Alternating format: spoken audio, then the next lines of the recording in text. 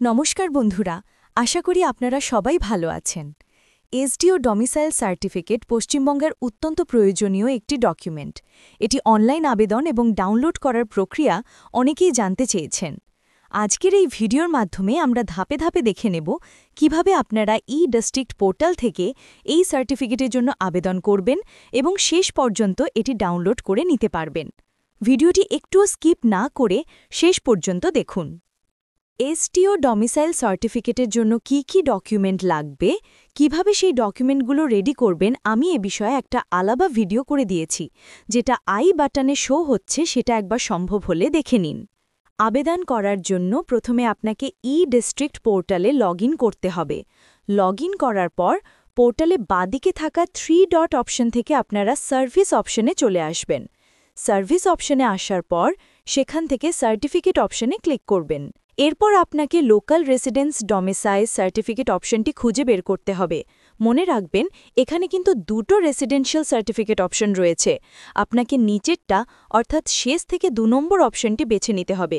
এটাই হলো SDO domicile certificate. এই অপশনটে ক্লিক করার পর কি কি ডকুমেন্ট লাগবে তা মেনশন করা থাকবে। আপনি সেটিকে জাস্ট অ্যাকসেপ্ট করে এগিয়ে যাবেন। এবার শুরু হবে ফর্ম ফিল আপের কাজ। স্যালিউটেশন ও নাম। প্রথমে যিনি অ্যাপ্লিকেন্ট আছেন তার স্যালিউটেশন, যেমন মিস্টার বা মিসেস, সিলেক্ট করুন। এটি সিলেক্ট করলে অটোমেটিকলি আপনার লিঙ্গ বা মেল ফিমেল নির্ধারিত হয়ে যাবে। এরপর আপনার ফার্স্ট নেম, মিডল নেম এবং লাস্ট নেম সঠিকভাবে বসিয়ে দিন। জন্ম তারিখ ও বয়স। এরপর আপনার ডেট অফ বার্থ বা জন্ম তারিখ পুট করতে হবে, যা মাধ্যমিকের অ্যাডমিট অথবা জন্ম সার্টিফিকেটে আছে। জন্ম তারিখ পুট করলে আপনার বর্তমান বয়স বা এজ অটোমেটিক ক্যালকুলেট করে চলে আসবে। যোগাযোগের তথ্য। ডেট অফ অ্যাপ্লিকেশনের তারিখ কিন্তু পরিবর্তন করা যায় না, এটি যেদিন আবেদন করছেন সেই দিনেরই থাকবে। এরপর আপনার ফোন নাম্বার এখানে পুট করে ভেরিফাই অপশনে ক্লিক করবেন। ফোনে একটি 6 সংখ্যার ওটিপি আসবে, সেটি বসিয়ে ফোন নাম্বারটি ভেরিফাই করে নেবেন। ইমেল আইডি এখানে দেওয়া ম্যান্ডেটরি, তবে এটি ভেরিফাই করার প্রয়োজন নেই। সবশেষে আপনার আধার কার্ড থাকলে আধার নাম্বারটি পুট করে দেবেন, যদিও এটি বাধ্যতামূলক নয়। এখন আপনাকে আপনার ঠিকানা দিতে হবে। স্থায়ী ঠিকানা বা পার্মানেন্ট অ্যাড্রেস। অ্যাড্রেস লাইন 1-এর জায়গায় আপনার ভিলেজের নাম এবং 2-এর জায়গায় পোস্ট অফিসের নাম পুট করবেন। তারপর পিনকোড পুট করে দিন। পিনকোড পুট করার সঙ্গে সঙ্গে কান্ট্রি ও স্টেট স্বয়ংক্রিয়ভাবে সিলেক্ট হয়ে যাবে। এরপর ড্রপডাউন মেনু থেকে আপনার ডিস্ট্রিক্ট সাবডিভিশন সিলেক্ট করবেন। আপনি রুরাল এরিয়ায় থাকেন না আরবান এরিয়ায় থাকেন সেটাও এখান থেকে সিলেক্ট করতে হবে। ব্লক বা মিউনিসিপ্যালিটি অপশন থেকে আপনার ব্লক বা মিউনিসিপ্যালিটির নাম সিলেক্ট করবেন। ভিলেজের নাম এবং পোস্ট অফিসের নামও ড্রপডাউন মেনু থেকেই সিলেক্ট করতে হবে। তবে পুলিশ স্টেশনের নাম আপনাকে ম্যানুয়ালি টাইপ করে দিতে হবে। সব ঠিক থাকলে সেভ অ্যান্ড নেক্সট করুন। বর্তমান ঠিকানা। যদি আপনার বর্তমান ঠিকানা ও স্থায়ী ঠিকানা একই হয়, তবে সেম অ্যাজ পার্মানেন্ট অ্যাড্রেস অপশনটি ক্লিক করে দেবেন। যদি আলাদা হয়, তবে নট সেম করে ম্যানুয়ালি সব তথ্য আগের মতো ফিল করতে হবে। অভিভাবকের তথ্য। এরপর আপনাকে আপনার পেরেন্ট বা হাজব্যান্ডের ডিটেল দিতে হবে। এখান থেকে আপনি ফাদার, মাদার নাকি হাজব্যান্ডের তথ্য দিতে চান তা সিলেক্ট করুন। তাদের স্যালিউটেশন সিলেক্ট করে নাম পুট করে দেবেন। যদি সম্ভব হয় অকুপেশন বা পেশা এবং বিজনেস ডিটেল দিতে পারেন, তবে এগুলো ম্যান্ডেটরি নয়, শুধুমাত্র নাম দিলেই চলবে। এরপর সেভ অ্যান্ড নেক্সট করে পরের ধাপে চলে আসুন। এই পেজে আপনাকে আপনার জন্মস্থান এবং শিক্ষাজীবনের বিবরণ দিতে হবে। জন্মস্থান বা প্লেস অফ বার্থ। আপনার স্টেট সিলেক্ট করবেন, সাধারণত ওয়েস্ট বেঙ্গল। অন্য স্টেট হলে আদার সিলেক্ট করবেন। আপনার জন্মস্থানের ঠিকানাটি দিতে হবে। যদি আপনার জন্মস্থান আপনার বর্তমান বা স্থায়ী ঠিকানার সঙ্গে মেলে, তাহলে সেই অপশনটি ক্লিক করে দিন। এতে স্বয়ংক্রিয়ভাবে তথ্য কপি হয়ে যাবে। যদি আলাদা হয়, তবে নট সেম করে সম্পূর্ণ অ্যাড্রেসটি ফিল করতে হবে। শিক্ষার স্থান। এরপর অ্যাড রো অপশনে ক্লিক করে আপনি কোথায় পড়াশোনা করেছেন তার বিবরণ দিন। প্রথমে স্কুলের নাম বসিয়ে দিন, যেমন XYZ স্কুল। আপনি কোন ক্লাস থেকে কোন ক্লাস পর্যন্ত সেই স্কুলে পড়েছেন তা সিলেক্ট করুন, যেমন 5 to 10। যদি আপনার কোয়ালিফিকেশন বেশি হয়, তাহলে কলেজ বা ইউনিভার্সিটির নামও দিতে পারেন। কত সাল থেকে কত সাল পর্যন্ত পড়েছেন সেটি সিলেক্ট করে ওকে করে দিন। আপনি চাইলে মাধ্যমিকের পরের পড়াশোনা, যেমন 11-12 বা গ্র্যাজুয়েশনের ডিটেলসও অ্যাড রো অপশন থেকে দিতে পারেন, তবে যে কোনো একটি ডিটেল দিলেও সাধারণত সার্টিফিকেট অ্যাপ্রুভ হতে অসুবিধা হয় না। এরপর সেভ অ্যান্ড নেক্সট করুন। 15 বছরের বাসস্থান। আপনাকে গত 15 বছরে আপনি কোথায় ছিলেন সেই ডিটেল দিতে হবে। অ্যাড রো অপশনে ক্লিক করে ঠিকানা সিলেক্ট করুন। অধিকাংশ মানুষের ক্ষেত্রে প্রেজেন্ট বা পার্মানেন্ট অ্যাড্রেস একই হয়, সেটি সিলেক্ট করে নেবেন। যদি আলাদা হয়ে থাকে তবে নট সেম করে ফিল করতে হবে। তারপর ফ্রম ডেট এবং টু ডেট মানে কত সাল থেকে কত সাল পর্যন্ত আপনি ওই ঠিকানায় ছিলেন তা মেনশন করবেন।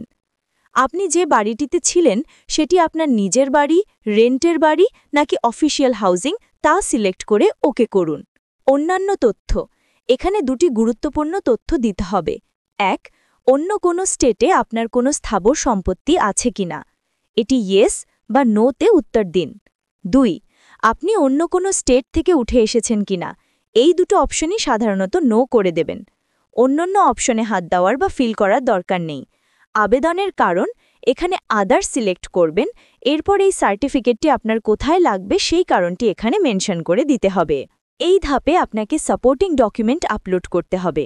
প্রয়োজনীয় ডকুমেন্ট ও ফরম্যাট: আধার কার্ড 150 কিবির মধ্যে জেপিজি ফরম্যাট, প্যান কার্ড 512 কিবির মধ্যে জেপিজি বা পিডিএফ, ফটোগ্রাফ 1 এমবির মধ্যে JPG format, proof of birth মাধ্যমিকের অ্যাডমিট অথবা বার্থ সার্টিফিকেট 200 কিবির মধ্যে জেপিজি বা পিডিএফ।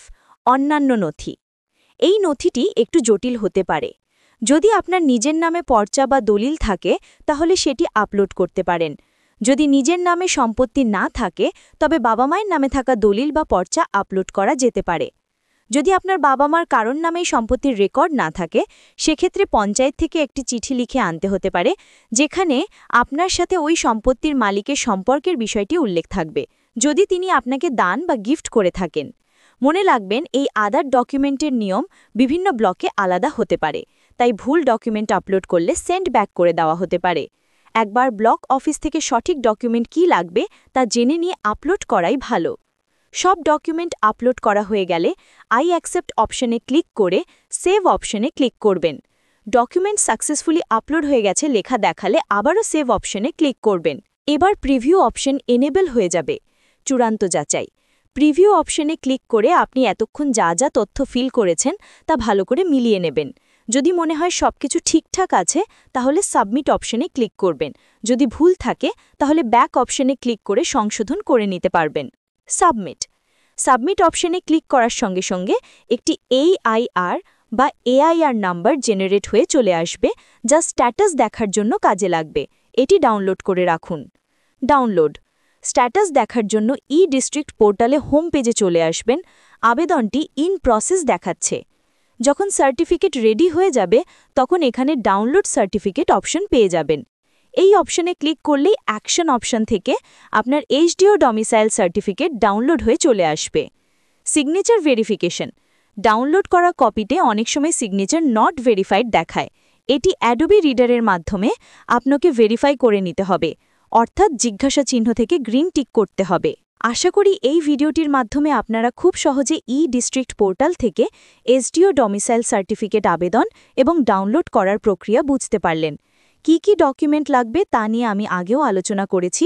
ভিডিওটি ভালো লাগলে অবশ্যই একটি লাইক করবেন এবং চ্যানেলটি সাবস্ক্রাইব করে আমাদের পাশে থাকবেন। ভিডিও দেখার জন্য অসংখ্য ধন্যবাদ। ভালো থাকবেন।